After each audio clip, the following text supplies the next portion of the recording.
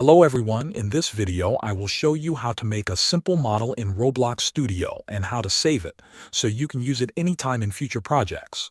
First, open Roblox Studio and create a new baseplate project. Make sure the Explorer and Properties panels are visible. If you do not see them, go to the View tab and enable Explorer and Properties. Now we will create a simple model. Go to the Home tab and click on the Part button. A basic block will appear in the workspace. This block will be the base of our model. Select the part, then go to the Properties panel. Change the size values. For example, set X to 4, Y to 20, and Z to 4. This will make the part tall and thin like a pillar. Next, adjust the position if needed by using the Move tool. You can also change the color by clicking on the color option in Properties. Choose any color you like. If you want the pillar to look smoother, you can change the material to something like concrete or marble.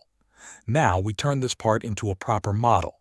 In the Explorer panel, make sure the part is selected.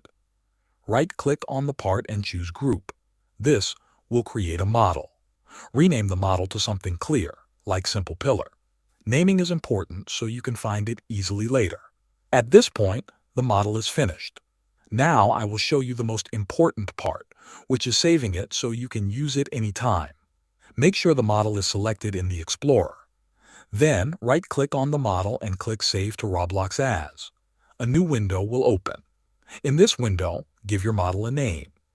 You can also add a description if you want.